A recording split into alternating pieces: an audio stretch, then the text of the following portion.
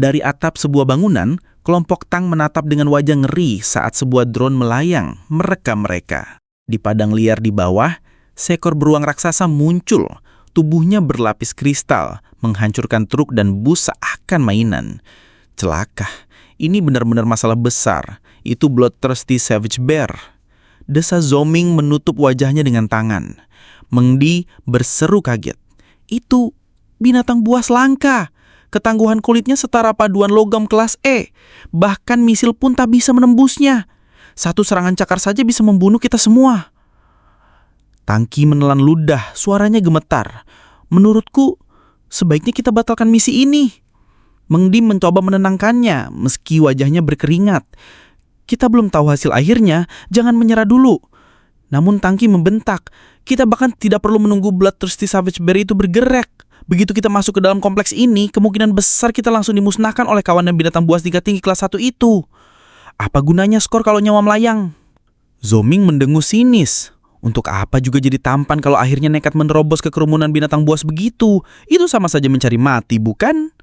Meng Di menunjuk ke bawah. Lihat, ada seseorang yang datang. Tang Qi segera menoleh. Gadis itu terperanjat. Itu Su Jingming. Di bawah, Su Jingming berjalan, lalu dengan satu lompatan ia melayang tinggi ke udara. Benarkah itu Su Jingming? Dia begitu gagah, gumam sang gadis dengan mata berbinar. Zoming menggerutu. Siapa bajingan yang membuat tes kacau balau seperti ini? Sampai mengagetkan kawanan binatang buas. Astaga, Su Jingming kini dikepung puluhan binatang buas. Tombaknya berputar laksana tarian maut, menebas satu demi satu makhluk yang meraung dan menyerbu dari segala arah. Ia menanamkan kaki dengan kokoh, mengambil kuda-kuda tempur saat kawanan itu menutup jarak. Binatang-binatang itu melompat bertumpuk-tumpuk, berusaha menindihnya.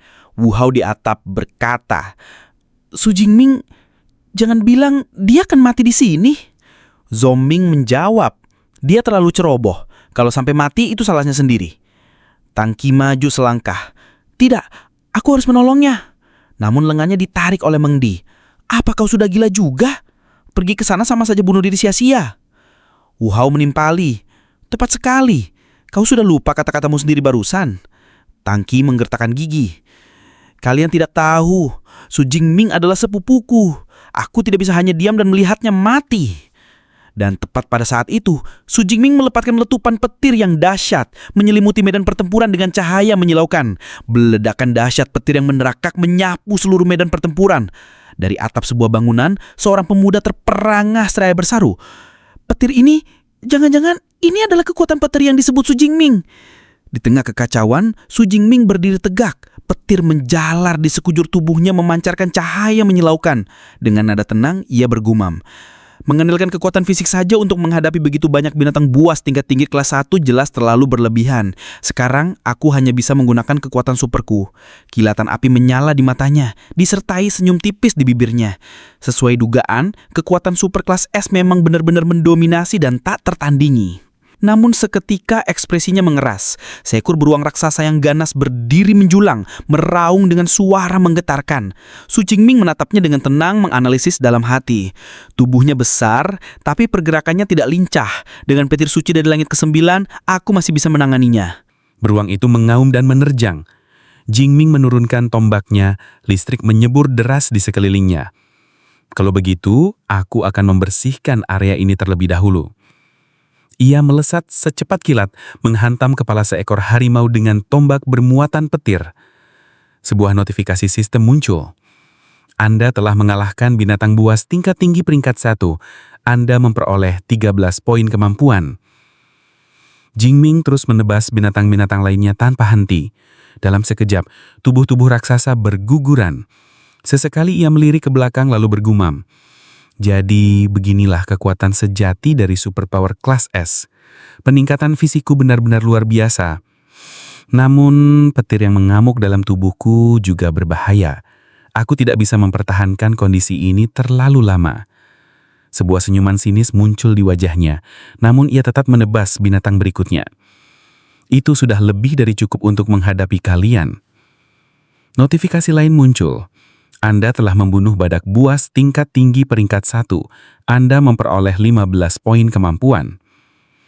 Tiba-tiba beruang raksasa itu kembali menerjang, namun U Jingming hanya tersenyum tipis.